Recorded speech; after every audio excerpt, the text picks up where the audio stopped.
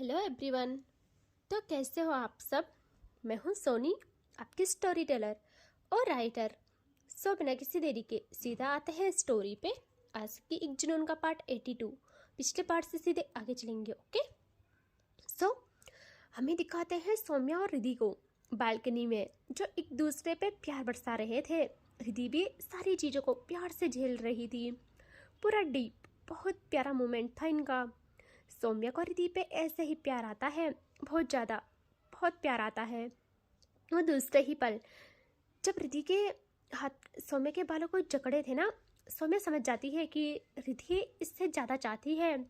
सौम्या दूसरे ही पल रिधि को एकदम अपनी गोदी में उठा लेती है और प्यार से, बट बिना ब्रेक किए, हाँ, ऐसे ही रिधि को रूम में ले आने लगती है। रिधि तो पूरा खो चुकी थी खुद को, और सौम्या रिधि को अंदर ले जाके बेड में ले जाती है और उसे ना वहाँ रखती है। रिधि अपना सहारा पिल्लो को बनाती है, पीछे ना लेट जाती है। सौम्या फिर बहुत प्यार से उसका माथा चूमती है। रिधि देखती है सौम्या की आंखों में और पल भर ही वो उन आंखों में ठहरती है। सौम्या के हाथ उसी पल रिधि की साड़ी की पल्लू पे जाता है और रिधि को जैसे सेंस आता है, सौम्या एकदम उसे खोलती। रिधि ना अपना हाथ ले जाती है सौम्या के हाथ पे, अपने पल्लू पे, ताकि ना वो सौम्या को रोक सके। लेकिन सौम्या ना फिर भी जल्दी से एक झटके के साथ उस पल्लू को रिमूव कर देती है और रिधि जल्दी से अपने दोनों हाथों को खुद को कवर कर लेती है। ऐसे लगाती है अपने दोनों हाथों को, हाँ, खुद को कवर करने के लिए। सौम्या मुस्कुराती है और कहती है, नहीं जान, बिल्कुल नहीं, बी अ गुड गर्ल। हाथ हटाओ। रिधि कहती है, नहीं नहीं हटाऊंगी। सौम्या कहते, जान प्लीज हाथ हटाओ। रिधि कहती है, नहीं, बोला ना। सौम्या का हाथ उसी पल रिधि की टम्मी पे जाता है प्यार से, और एक हाथ ना उसके बेड में था सहारा बनाता हुआ, और दूसरा रिधि की टम्मी पे। रिधि जैसे सौम्या का हाथ फील करती है, उसकी सांसें और बढ़ जाती है। यहाँ सौम्या कहती है, जान हाथ हटाओ।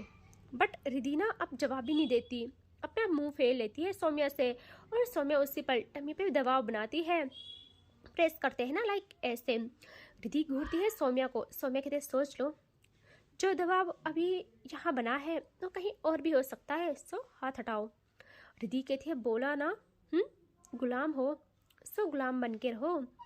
सौम्या और तेज दबाव बनाती है, रिधि की आंखें बंद हो जाती है। यहाँ सौम्या अब अपना हाथ हटा लेती है, और रिधि ऐसे ही सोचती है कि इतनी जल्दी मान गई, कैसे। और वो यही सोच रही थी कि दूसरे ही पल उसकी टमी पे ठंडा एहसास उसकी आंखों को प्रॉपर खोल देता है, और जल्दी से देखती है नीचे, और वहाँ थी सौम्या, जो बहुत प्यार से किसी कर रही थी उसकी टमी पे। रिधि के हाथ अभी भी खुद को कवर किए थे, और रिधि कहती है, क्या है ये सब, हटो यहाँ से। और वो वहाँ से हटने को होती है, सौम्या जल्दी से उसकी कमर से उसे पकड़ के टाइट और जस्ट बाइट करती है। रिधि के हाथ दूसरे ही पल सौम्या के बालों पे आते हैं।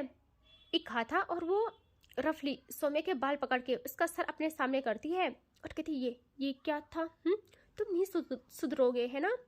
सौम्या कहती है, मैम, गुलामी मंजूर की है, इश्क में तंग नहीं करूंगी, ये वादा नहीं किया है।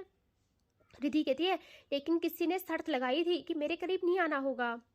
सौम्या कहती है, आपके पास आके मोम सही सलामत रहता है क्या, और आपके हुस्न की तपिश में उस सूरज से भी ज्यादा लपटे हैं। रिधि कहती है, अच्छा तो इन लपटों से दूर रहो, दूर रहो, वरना जल जाओगे। सौम्या कहती है, अच्छा, लेकिन मुझे इन लपटों में पानी डालना है। रिधि तिरछी निगाहों से देखती है सौम्या को और कुछ समझती। सौम्या जल्दी से ऊपर आती है रिधि के लबों पे और प्यार भरी किसी करती है, डीप, बहुत डीप और प्यारा था ये। यहाँ एक हाथ से सौम्या रिधि की कमर एरिया को एक्सप्लोर करती है। उखड़ी उखड़ी सांसें थी रिधि की, और सौम्या को उतना ही खुमार इश्क का था। और जैसे रिधि की साड़ी की प्लेट्स पे हाथ लगाती है, अब रिधि इस बारी नहीं मानती। वो जल्दी से हाथ ले जाके सौम्या के हाथ को रफली होल्ड करती है और किसी को ब्रेक करके कहती है, नहीं, सोचना भी मत। सौम्या देखती है रिधि की आंखों में और कहती है, जान प्लीज, बस थोड़ा सा। रिधि कहती है, नहीं, मैं सच्ची में तुमको खुद को देखने तक के लिए तरसा दूंगी, अगर जिद की तो। सौम्या कहती है फिर तो मैं बिना मर्जी के। या रिद्धि कहती है सोचना भी मत, मैंने जो बोला है कर दूंगी। करीब आना तो दूर, तुम्हें खुद को देखने तक के लिए तरसा दूंगी। सौम्या कहती है क्यों क्यों, हाँ ये क्या बात है। रिद्धि कहती है याद रखो कल तुमने क्या किया था। सौम्या रिद्धि के गाल पे हाथ रखती है प्यार से और कहती है आई एम सॉरी, कल के लिए मैं बहुत शर्मिंदा हूँ, आइंदा कभी ये हिमाकत नहीं करूँगी, प्लीज़ जान। और तभी इनका कुछ होता, इनका डर होता है नॉक। और सौम्या को कोई लोड नहीं थी, वो बस रिद्धि को कह रही थी कि प्लीज़ प्लीज़ जान। और रिद्धि का ध्यान डोर पे जाता है और वह सब समझ जाती है कि कौन है और रिद्धि कुछ करती। यहाँ तभी ना और तेज डोर नॉक होता है एक बार और सौम्या इरिटेट होकर कहती मैं देखती हूँ कौन है। यहाँ जैसे सौम्या वहाँ से उठती, रिद्धि सौम्या को उसकी कॉलर से पकड़ के अपने करीब करती है और कहती क्या क्या क्या चाहिए तुम्हें। सौम्या की आइज़ पूरी पूरी नखरीली हो जाती है और कहती जान क्या क्या हुआ आपको। अभी तो आप। यहाँ रिद्धि कहती बकवास बंद करो, मैंने कुछ पूछा है तुमसे, क्या क्या चाहिए। सौम्या देखती है रिद्धि की नेक एरिया पे प्यार से। रिद्धि सौम्या के बालों में हाथ जमाए उसे रफली अपनी नेक एरिया पे इश्क करने की इजाज़त दे देती है। और सौम्या को क्या चाहिए था यार, फिर अब जब वो जुनूनी पागल आशिक बनती है नेक्स्ट लेवल की यार। और काफ़ी टाइम तक ये चलता है और नॉक होना भी नहीं रुका था डोर पे। हाँ यहाँ सौम्या अगेन सर उठा के देखती है रिद्धि को और कहती जान क्या क्या था ये। यार रिद्धि कहती है और क्या चाहिए। सौम्या अपनी एक फिंगर से हल्का टैप करती है, समझ जाओ वहाँ कहाँ करती है।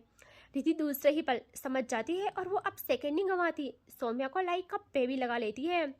और सौम्या पहले तो थोड़ा सॉफ्ट एंड अच्छे से पेश आती है, लेकिन जैसे जैसे रिद्धि का हुस्न उसके दिमाग में नस नस में उतर रहा था, सौम्या एक साइड हुकूमत करती है समझे, और दूसरी साइड अपने काम को और गति देती है।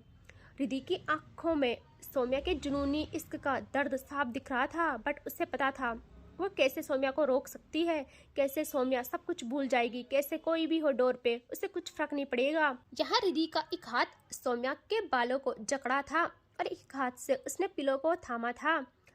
और पता आपको नेक उसकी पूरी पीछे थी, बाल बिखर चुके थे पूरे।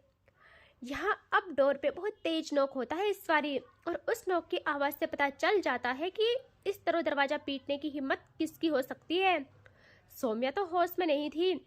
यहाँ रिद्धि उसे ना ये चीज़ें पे फोकस करने दे ही नहीं रही थी, और रिद्धि को एक सौम्या जैसे जानवर को भी संभालना था और दूसरा उसका ध्यान डोर पे भी था। रिद्धि कहती है सौम्या को ऐसे कि मेरी इजाज़त के बगैर तुम कहीं नहीं जाओगे, ना ही कुछ करोगे। सौम्या हल्का मुंह हटा के कहती है जान बस हुक्म करो, आपके इशारे पे ही चलूंगी। और वो ये कहते हुए अगेन अपने काम पे फोकस करती है। यार रिद्धि कहती है सोच लो अगर तुम आज इस घर से बाहर गए तो मैं तुम्हें अपने करीब तो दूर इस रूम में तक आने की इजाज़त नहीं दूंगी। सौम्या अगेन हल्का ब्रेक करके जल्दी से रिद्धि के फेस के करीब आके प्यार से उसकी जो पे हाथ जमाए कहती है सब मंजूर।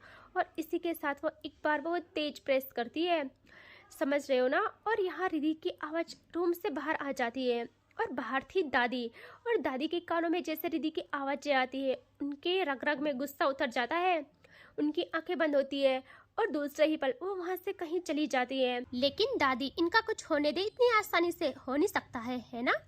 सो हमें दिखाते हैं अब तनु और सिया को। जब इनकी सगाई हुई थी ये लोग ऊपर आ गए थे और अपने अपने रूम में थे। यहाँ सिया को वहाँ अच्छा नहीं लग रहा था, उससे बेचैनी हो रही थी, उससे ऐसा लग रहा था कि कहीं वो तनु के साथ कुछ गलत तो नहीं कर रही। और वो आ जाती है छत में हमेशा की तरह, क्योंकि वहाँ उसे वादियाँ दिखती थी, खुला आसमान, प्यारी सी हवा जो उसके बेचैन दिल को करार भी देता था। सिया वहाँ आके बस खड़ी रह जाती है और वादियों को तकने लगती है। और तभी तनु को दिखाते हैं जिसका मन भी थोड़ा सा बेचैन था। उसे सिया से बात करनी थी और जैसे सिया के रूम में आती है उससे वहाँ सिया नहीं मिलती, वो घबरा जाती है और वो आती है कॉरिडोर में। उससे बहुत गुस्सा भी आता है कि कहीं सौम्या के रूम में तो नहीं चली गई। वो सौम्या के रूम की तरफ बढ़ती है और जैसे डोर पे जाती है वो बस डोर नॉक करती।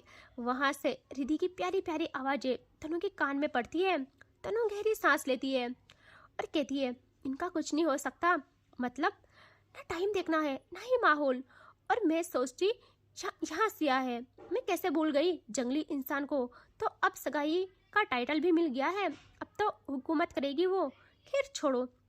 और वो वहाँ से बैग आके नीचे आने लगती है, लेकिन वहाँ उसे एक भाभी मिलती है। तनु जल्दी से कहती, भाभी आपने सिया को देखा? तो वो कहती है, मैंने उन्हें छत पे जाते देखा, क्योंकि मैं हमेशा नोटिस करती हूँ वो रूम में कम और छत पे ज़्यादा रहती है। तनु कहती, ओके थैंक यू भाभी बताने के लिए।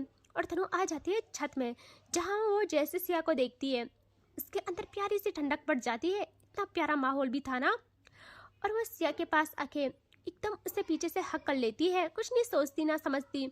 और सिया की आंखें बंद थी। सिया जैसे इस टच को फील करती है वो घबरा जाती है और जल्दी से खुद को तनु की ग्रिप से छुड़ा के रेलिंग से लग जाती है और खुद की सांसें काबू करने में जुट जाती है। यह तनु को ये चीज़ ना थोड़ी लग जाती है। वो फिर भी शांत रह के सिया के पास आती है और कहती है, तुम ठीक हो? सिया हाँ में सर हिलाती है, लेकिन उसके चेहरे पे घबराहट साफ दिख रही थी। यह तनु प्यार से सिया के चिन पे हाथ रखे उसका फेस अपने सामने करके कहती है, मुझे देखो। सिया अब देखती है तनु की आंखों में और तनु कहती है, सिया मैं कुछ बोलूँ तो मुझे सच बताओगी तुम? सिया कहती है, बोलिए ना। तनु कहती है, आई नो अभी मैं शायद तुम्हारे दिल में अपने लिए वो मकाम नहीं बना पाई, ना ही इतनी जल्दी बन सकता है, बट अब हमारी सगाई हो गई है। इतना हक है मुझे कि मैं तुम्हें कुछ बोलूँ। क्या हमें थोड़ी सी कोशिश करनी चाहिए? लेकिन सिया तुम ये सब भी छोड़ो, ठीक है? ये सब छोड़ो, मुझे बस एक बात जाननी है, खुद के बेचैन दिल को करार देने के लिए। सिया कहती है कि हाँ बोलिए ना, क्या जानना है आपको? तनु कहती है कि सिया तुम खुश हो ना इस सगाई से, या तुमने ये फैसला हालात के चलते लिया है?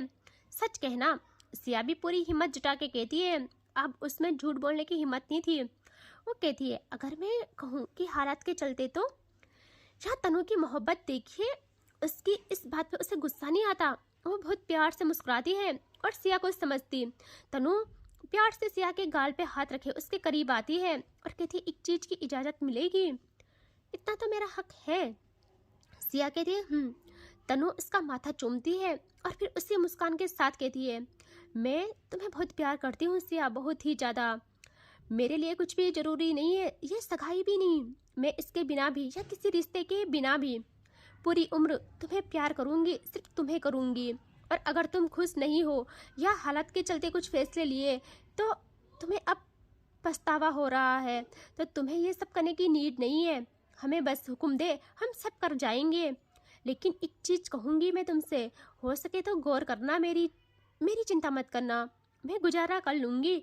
और वह अपनी रिंग चूमते हुए कहती है कि मैं गुजारा कर लूँगी आपकी दी हुई इस सौगात के साथ। वो एक शेर है ना सिया की, लैला के खातिर पत्थर खाता मजनू पागल लगता था, अब मुझको लगता है इश्क में पत्थर खाया जा सकता है। एक मोहब्बत की मैंने, वो भी नाकाम मोहब्बत, खैर मेरा क्या, इससे काम चलाया जा सकता है। और वह बहुत प्यार से वहाँ से अपने स्टेप पीछे लेती है और बस मुड़ते मुड़ते कहती है, सिया पानी आंखों में भर के लाया जा सकता है, तुम चाहो तो अब भी जलता शहर बचाया जा सकता है। और वो वहाँ से जाती, सिया को पता नहीं क्या होता है, वो एकदम तनु का हाथ पकड़ती है और तनु के कदम रुकते हैं, वो पीछे मुड़ती है और सिया देखिए दूसरे ही पल तनु के सीने से जा लगती है। और ये पहला ऐसा हक था जो सिया चाहती थी, खुद से चाहती थी। तनु तो बस मूर्ति बन जाती है, उसे यकीन नहीं आता कि सिया उसे हक कर रही है। और सिया देखो क्या जवाब देती है उसके सीने से लगे हुए कि इश्क में टूटे दिल को फिर से इश्क सिखाया जा सकता है, तुमने चाहा तो मैं जानी, मुझको चाहा जा सकता है। और इसी के साथ तनु का दिल भर आता है। वो सिया को बैक हक करती है, उसकी बातों पे बहुत टाइट हक करती है और कहती है, इसका मतलब तुम? यहाँ सिया कहती है, मैंने आपके नाम की रिंग पहनी है, बहुत जल्द सिंदूर माथे पे सजाऊंगी। मैंने इश्क में इतना तो सीखा है कि जो इश्क करे उसको सताया नहीं जाता है। मैं इसे निभाऊंगी अपनी खुशी से, पूरे मन से, हर एक चीज़ से निभाऊंगी, क्योंकि मैं ये जान गई हूँ कि जो प्यार आप मुझे करते हो, जितना आप मुझे प्यार करते हो, कोई भी नहीं कर सकता। ना शिकवा की, ना शिकायत की, ना गुस्सा किया चेहरे पे सजाया तुमने, सिर्फ मेरे लिए सब कुछ कर जाने को तैयार हो तो लो, आज से सिया जलता शहर बचाएगी। साथ देना मेरा कि हम इस आग के दरिये से निकल जाए बहुत जल्द। तनु और सिया के बीच पहली बार इतनी डीप और प्योर कन्वर्सेशन हुई थी। तनु बहुत खुश हो जाती है कि सिया ने उसका प्यार एक्सेप्ट कर लिया, वो भी बिना किसी ज़बरदस्ती के। सिया ने उस दिन रिधि की बातें सुनी थी और वह सौम्या को हर्ट नहीं करना चाहती थी कि मेरी वजह से उनके रिश्ते पे दरार आए। कभी कभी नहीं चाहती थी वो ये सब। वो ना अपने प्यार को आज़ादी दे देती है। और उस वक्त उस नादान के दिलो दिमाग में सिर्फ एक ही ख्याल आता है कि मैं शादी कर लूँ तो रिधि सौम्या से लड़ेगी नहीं। यहाँ देख रहे हो कितनी मासूम है वो, और वो सगाई कर लेती है किसी भी हाल में। बट अब जब कर ली थी उसने, इतने प्योर है वो कि रिश्ते में गद्दारी उसे मंजूर नहीं, ना वो खुद करती है और ना किसी को करने देगी। उससे लगता है कि अब जब वो तनु से बन गई है तो पूरे मन से रिश्ता निभाएगी। और अब ये दोनों प्यार से वहाँ छत में दोनों के दोनों सुकून से बैठ जाते हैं। तनु बहुत खुश थी, बहुत ज़्यादा। और बहुत टाइम के बाद दिखाते दोनों वहीं बैठे थे, एक दूसरे के हाथ की रिंग को देख रहे थे। यहाँ तनु कहती है कि thank you Siya, thank you so much मेरी खुशियाँ मुझे देने के लिए। सिया कहती है मैंने या आपने मुझे खुशियाँ दी है, मैंने तो सिर्फ आपको आंसू दिए हैं। तनु कहती है चुप, आपको क्या पता इश्क में महबूब के दिए दुख भी दवा का काम करते हैं। सुनो, एक हफ्ते में रिधि शादी करेगी, फिर वो दोनों डिसाइड करेंगे कि कहाँ रहना है उन्हें, यहाँ या फिर शहर लौट जाना है। और अब हम भी यहाँ नहीं रह सकते हैं। जैसे रिधि की शादी होगी हम घर चले जाएंगे। माँ को बताया मैंने, उन्होंने कहा है कि जल्दी मैं आपको शादी करके घर ले आऊँ। सिया कहती है बट पापा। तनु कहती है मना लूंगी उनको, जब उनकी बेटी को मना लिया तो वो किस खेत की। और वो बस इतना ही कहती है। यहाँ सिया घूरती है तनु को और तनु कहती है सॉरी। सिया कहती है वैसे दादी ने इतना कहा है तो वो आसानी से होने नहीं देंगी उनकी शादी। तनु कहती है अरे तुम रिधि को कहाँ जानती हो, किसी भी हाल में चैलेंज जीतेगी वो।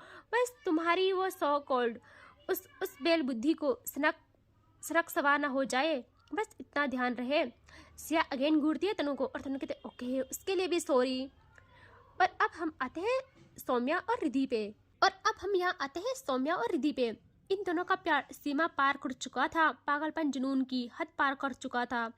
यह सौम्या से सब्र नहीं होता और ना ही रिधि से सब्र होता है। रिधि के हर एक जगह निशान थे सौम्या के प्यार के।